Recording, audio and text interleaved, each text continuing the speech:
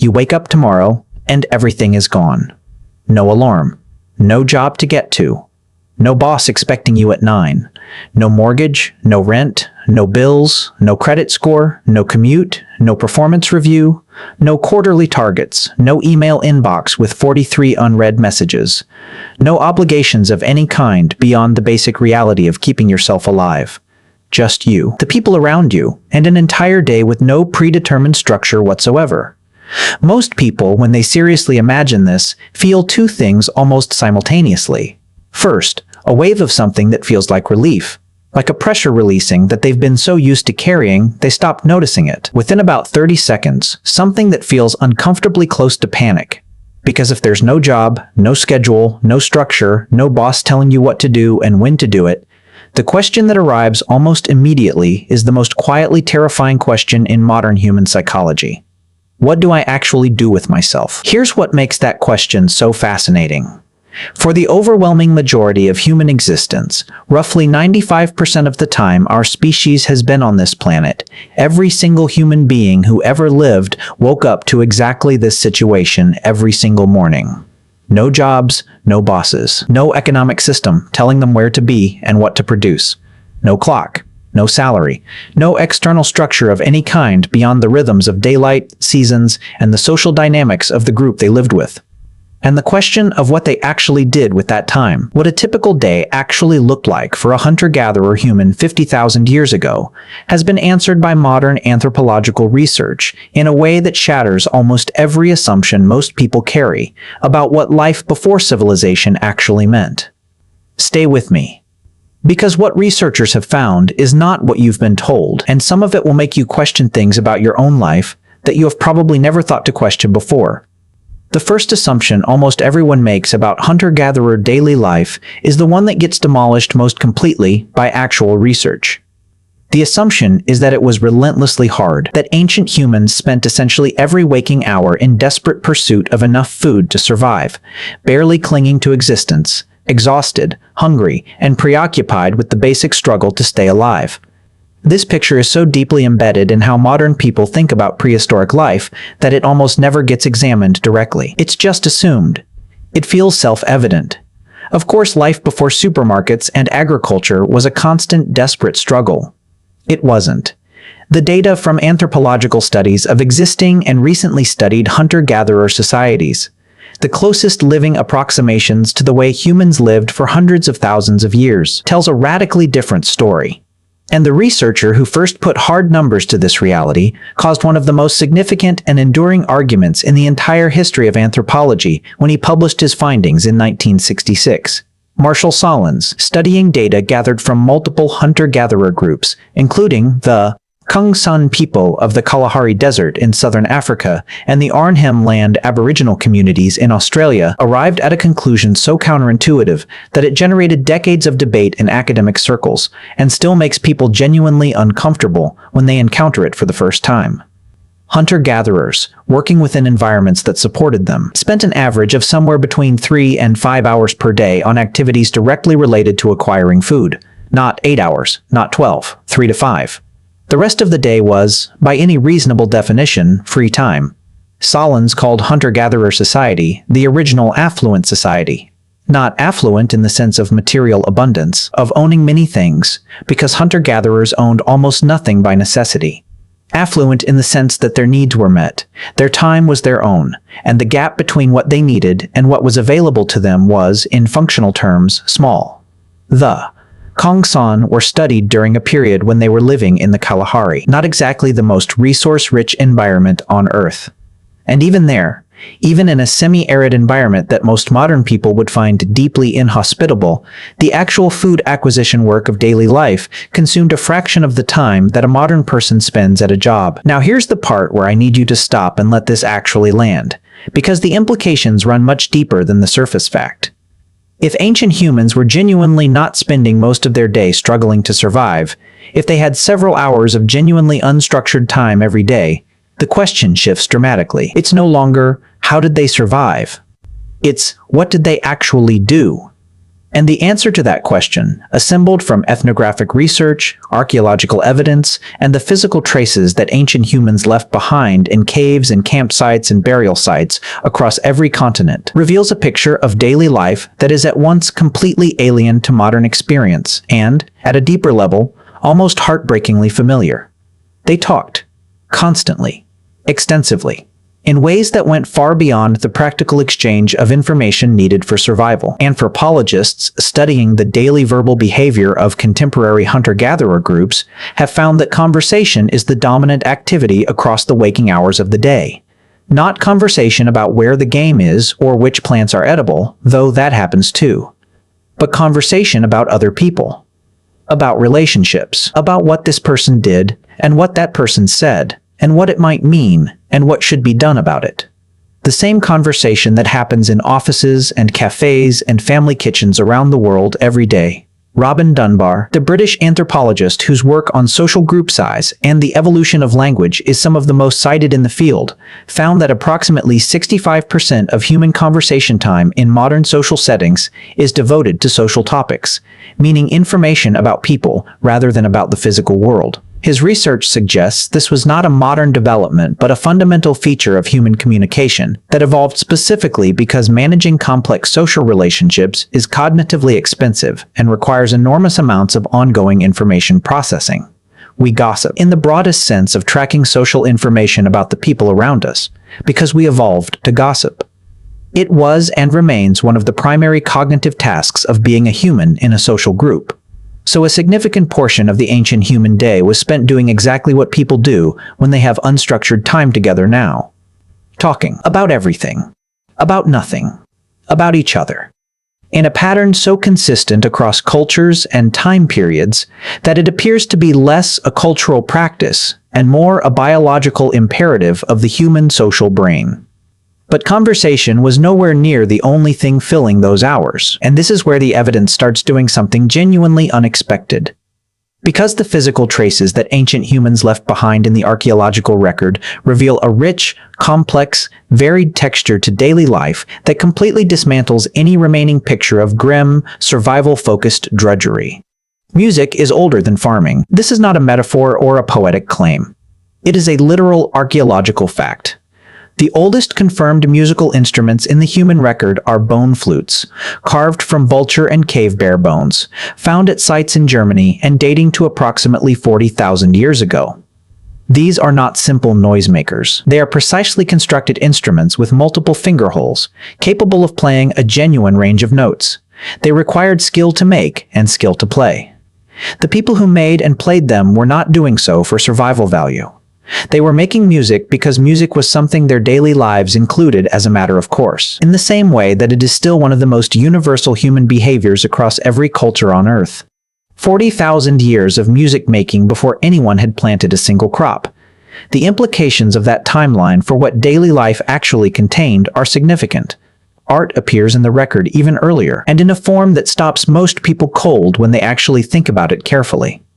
The cave paintings at Chauvet in France date to approximately 36,000 years ago. At Lascaux, 17,000 years ago. At Altamira, 35,000 years ago. These are not crude scratches. They are sophisticated, skillfully executed works of visual art, depicting animals with an accuracy and a sense of movement and three-dimensionality that suggests not just artistic impulse, but extended practice, refined technique, and very probably some kind of social context in which the skill was valued, transmitted, and developed over time. Someone spent time making those paintings. Not survival time. Discretionary time. Chosen time.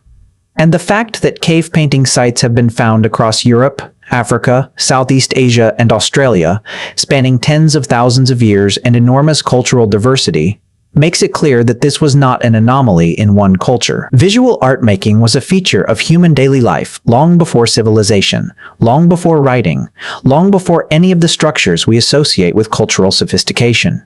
Stay right here, because what comes next is the piece of ancient daily life that modern people find most difficult to process, and it's the one that has the most to say about our own relationship with time. Rest. Actual, guilt-free, extended rest. Not the modern version of rest, which tends to be structured around recovery for productivity, a thing you do so you can work better tomorrow, but rest as its own legitimate activity, as something with no justification required beyond the simple fact of being a living organism that benefits from periods of low activity. Hunter-gatherer daily rhythms, as documented by researchers across multiple study populations, tend to involve significant periods of what would look to modern eyes like doing nothing. Sitting together, lying in the shade. Watching the landscape. A slow, unpressured relationship with time that is so foreign to the modern experience that anthropologists describing it in published research have felt compelled to note that it registers as almost incomprehensible to contemporary Western readers. This is not laziness in any meaningful sense. It is the natural rhythm of a primate nervous system that did not evolve to sustain 8-hour periods of concentrated productive effort. That evolved instead within a pattern of intermittent, intense activity followed by extended recovery, of engagement followed by rest, of effort followed by ease, in a cycle calibrated to the actual biological needs of the human body rather than to the demands of an industrial economy. The modern epidemic of chronic stress, of sleep disorders, of burnout, of the specific exhaustion that comes not just from working hard, but from the relentless psychological pressure of never being fully off, has a context in this history that most people never consider. It is not normal, in the evolutionary sense of that word. It is a very recent imposition on a nervous system that spent 300,000 years of anatomically modern human existence operating on a completely different schedule. And here is where this history delivers the sharpest turn. The shift from hunter-gatherer life to agricultural life. The transition that made cities and writing and eventually everything we call civilization possible was not, for the people who lived through it, an obvious improvement in daily experience. This is one of the most consistently uncomfortable findings in the entire field of paleoanthropology, and it gets suppressed or softened in popular accounts of human history because it creates an awkward narrative problem for the idea of progress. The skeletal evidence is unambiguous. Human skeletons from the transition to agriculture show dramatic increases in indicators of physical stress and disease compared to the hunter-gatherer skeletons that immediately preceded them.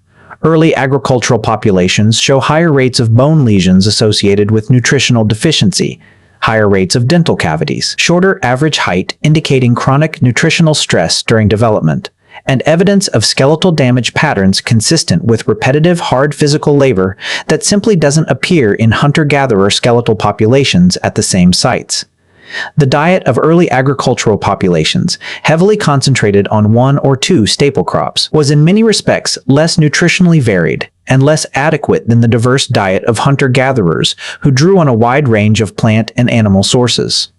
The workload of early agricultural populations, clearing land, planting, maintaining crops, harvesting, processing grain, was by most measures significantly heavier and more physically grinding than the food acquisition work of hunter-gatherers in the same regions. Agriculture did not immediately improve daily human life in any straightforward way. What it did was create the conditions for population growth, for surplus, for specialization of labor, for the emergence of social hierarchies that could coordinate and exploit that surplus, and eventually for the accumulation of complexity that produced every technological and cultural development we associate with civilization. But those were collective, long-term, civilizational outcomes that unfolded across centuries and millennia. At the level of the individual human body, the individual human day, the transition to agriculture, for many of the people who lived through it, made life harder, not easier. The hunter-gatherer looking at an early farming community from the outside would have seen people working much longer and harder than they did for a diet that was visibly less varied, within social structures that were measurably less egalitarian, with far less unstructured time and far more obligation to a fixed location and a fixed schedule. From that perspective, farming would not have looked like progress. It would have looked like a strange choice that other people were making. Now bring this all the way back to where we started. You, waking up with no job, no boss, no structure. Feeling first relief and then panic. The panic, the specific modern discomfort with unstructured time, with the absence of external direction, with the question of what to do with yourself when no one is telling you what to do, is not a personality flaw. It's not weakness or laziness or lack of ambition. It is the entirely predictable psychological consequence of spending your entire life within a social and economic system that treats unstructured time as waste. That has structured every institution from school onward around the premise that your time has value only when it is producing something, and that has, over several generations of consistent cultural reinforcement, made many people genuinely incapable of inhabiting unstructured time without experiencing it as a problem to be solved. Ancient humans did not have this problem.